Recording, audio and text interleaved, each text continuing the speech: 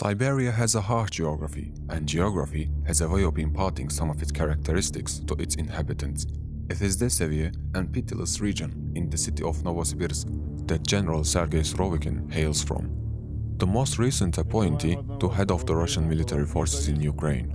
But what was the motivation behind the appointment of this gritty general? This is Profile series by GeoDiary. This video is sponsored by SQC, more on that later. Russia embarked on an invasion of Ukraine on 24th of February with the intention of marching and conducting large-scale operations from 6 different directions in order to overstretch Ukrainian forces, capture its capital Kyiv, and replace the leader of the country with a pro-Russian one. Things, however, did not go according to plan, and Russia suffered catastrophic losses, forcing it to reel back and completely reconsider its initial war plans. The brazen attempt on Kyiv in the north was abandoned for a more focused and limited push in the south, where demographics were more favorable due to higher concentration of Russian speakers there. The conflict slowly turned into an attrition war aimed at breaking the will of the defenders, but with increasing military and intelligence support from west to the Ukrainians, the tide began to turn. Eventually, it was the Ukrainians who seized the initiative on the ground, and it was Russia's turn to go on to defensive. Up until that point, Putin hadn't used his mobilization card. One of Putin's main philosophical paradigms since he first came to power has been to leave the people alone. This afforded him vast influence and ensured significant popular support for even his riskier political maneuvers.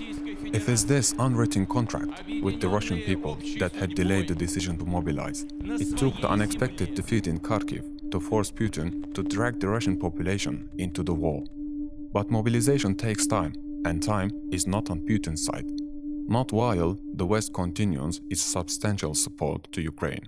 A general was needed who can ruthlessly execute decisions that might be unpopular, but that are nonetheless necessary to win some time until mobilization is complete. There is no general more eminently qualified for this task than Sergei Surovikin.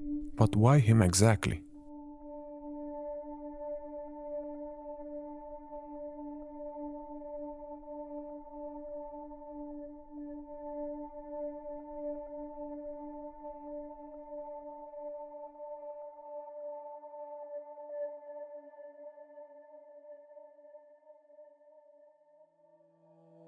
Sergei Vladimirovich Surovikin is an Orthodox Christian, born in 1966 in the city of Novosibirsk, Siberia. He is aged 56 and is married with 2 children.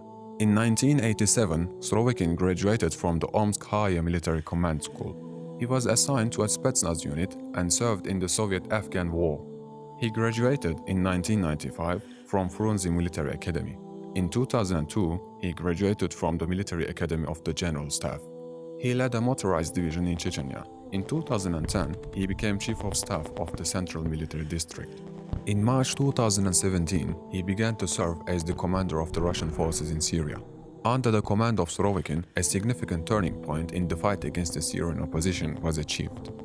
The Syrian government regained over 50% of Syrian territory by the end of 2017, following a string of successful military campaigns. According to several Russian military commentators, it was Surovikin who was behind the turning of the tide in the war in Syria.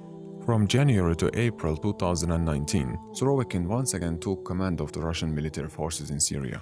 In 2021, Surovikin was promoted to General of the Army, becoming one of a few Russian officers to have reached such a rank.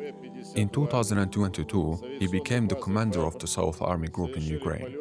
He succeeded in holding his position and defending captured territory against Ukrainian counteroffensives, while others elsewhere had failed. On the 8th of October, it was announced that he will be the commander of all Russian forces in Ukraine. He's a professional soldier who has participated in almost all of Russia's wars during his long career.